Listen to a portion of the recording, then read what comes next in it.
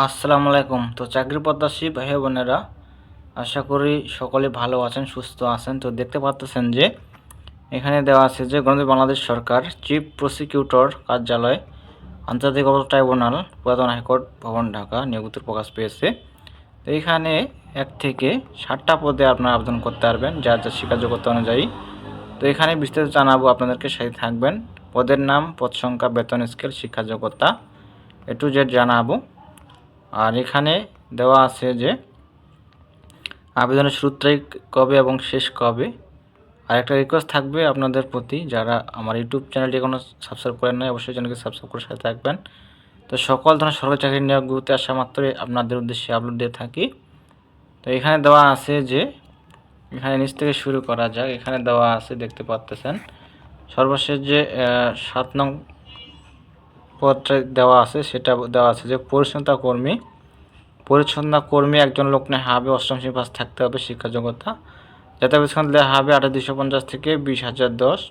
তারপর 6 নং পদে বলা আছে নিরাপত্তা প্রহরী একজন দেওয়া আছে, স্যাম দেওয়া আছে, 8ম শ্রেণী পাস হতে হবে। তারপর দেওয়া আছে 5 নং পদে অফিস সহায়ক পদে একজন লোক নেওয়া হবে, স্যাম দেওয়া আছে, বেতন স্কেল SSC উত্তীর্ণ হতে হবে। যারা মেট্রিক পাস করেছেন তারা আবেদন করতে পারেন অফিস সহায়ক পদে। তো 4 নং পদে বলা আছে গাড়ি চালক অর্থাৎ ড্রাইভার। গাড়ি চালক এখানে দেওয়া আছে 2টি, এখানে 2জন লোক নেওয়া হবে। শিক্ষাযোগ্যতা থাকতে হবে 8ম শ্রেণী পাস এবং মোটর গাড়ি চালানোয় 2 বছর অভিজ্ঞতা। মোটর গাড়ি চালানোর বৈধ লাইসেন্সধারী হতে হবে এবং বেতন দেওয়া হবে 9,300 থেকে 22,490। ও 3 নং পদে বলা আছে অফিস সহকারী কাম কম্পিউটার মুদ্রাক্ষরিক। অফিস সহকারী কাম কম্পিউটার মুদ্রাক্ষরিক এই পদে একজন লোক নেওয়া হবে। শিক্ষাযোগ্যতার মান থাকতে হবে 9,000। শিক্ষাযোগ্যতার মান থাকতে হবে দেওয়া আছে যে উচ্চ মাধ্যমিক সার্টিফিকেট, উচ্চ মাধ্যমিক বা সমান শিক্ষাযোগ্যতা, কম্পিউটার ব্যবহার সংক্রান্ত ওয়ার্ড প্রসেসিং, ডাটা এন্ট্রি ও টাইপিং ইত্যাদি সর্বনিম্ন গতি থাকতে হবে।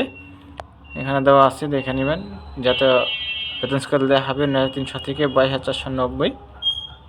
তো 2 নং পদে বলা আছে কেশিয়ার পদে একজন লোক নেওয়া হবে, বেতন সেম দেওয়া আছে, শিক্ষাযোগ্যতা থাকতে হবে যে কোনো শিক্ষিত বিশ্ববিদ্যালয় হতে স্নাতক বা সমান ডিগ্রি। সরকারি নীতিমালা অনুযায়ী জামানত প্রদান করতে হবে। কম্পিউটার পারদর্শীদের অগ্রাধিকার প্রদান করা হবে। 1 নং পদে বলা আছে সর্বশেষ যে পদটি দেওয়া আছে, এখানে বলা আছে যে ষাট লিপিকার কাম কম্পিউটার অপারেটর এই পদে 6 জন লোক নেওয়া হবে, দেখতে পাচ্ছেন। বেতন স্কেল দেওয়া হবে 11,000 থেকে 26,590। শিক্ষাযোগ্যতার মান থাকতে হবে যে কোনো শিক্ষিত বিশ্ববিদ্যালয় হতে স্নাতক বা সমানের ডিগ্রি। কোনো শিক্ষিত প্রতিষ্ঠান হতে কম্পিউটার বিষয়ে ডিপ্লোমা থাকতে হবে। কম্পিউটার টাইপিং ইংরেজি ও বাংলায় যথাক্রমে 30 ও 25 শব্দ এবং সার্টিফিকেটে ইংরেজিতে ও বাংলা যথাক্রমে 80 ও 50 শব্দ গতি সম্পন্ন হতে হবে। তো 2 বছরের এখানে দেওয়া আছে যে 2 বছর কম্পিউটার সংক্রান্ত ওয়ার্ড প্রসেসিং, ডাটা এন্ট্রি এবং টাইপিং ইত্যাদিতে দক্ষতা থাকতে হবে। অবশ্যই 2 বছর অভিজ্ঞতা থাকতে হবে। তো এখানে দেওয়া আছে যে এখানে আরও কিছু যদি প্রশ্ন থেকে থাকে যে কোন পত্রিকা প্রকাশ পেয়েছে নিয়োগ বিজ্ঞপ্তিটি, এখানে দেওয়া আছে যে আমার দেশ। তো এখানে পালনীয় শর্তাবলী দেওয়া আছে। অবশ্যই জন্মের সূত্রে বাংলাদেশি স্থায়ী হতে হবে, বাংলাদেশি নাগরিক হতে হবে। তো এখানে দেওয়া আছে যে তারিখ 1/1/2026 ইংরেজি তারিখে বয়স, শিক্ষাযোগ্যতা অন্যান্য যদি থাকে উল্লেখ করতে আবেদনপত্র আগামী 1/2/2026 ইংরেজি তারিখ বিকাল 5টার মধ্যে নিম্ন স্বাক্ষর দপ্তরে কুরিয়ার সার্ভিস বা ডাকযোগে পৌঁছাতে হবে।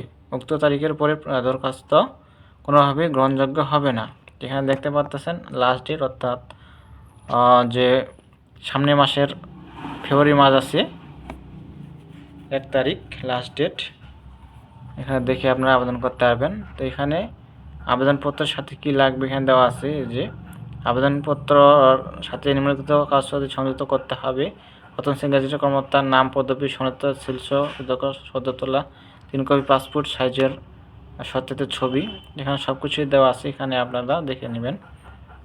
তো এটা অনলাইনে না, এটা আপনাদেরকে দেওয়া আছে যে কুরিয়ার সার্ভিস বা ডাকযোগে পৌঁছাতে হবে। তো এখানে দেখে নেবেন আপনারা, এই যে দেওয়া আছে সব কিছু দেওয়া আছে, দেখে নেবেন। তো এই ছিল বিষয়। এখানে আপনারা ইচ্ছুক থাকলে আবেদন করতে পারেন। তো এই ছিল বিষয়। ঠিক আছে, দেখা হবে প্রথম কোনো সার্কুলার নিয়ে। এতক্ষণে দেখার জন্য অসংখ্য ধন্যবাদ আপনাদেরকে।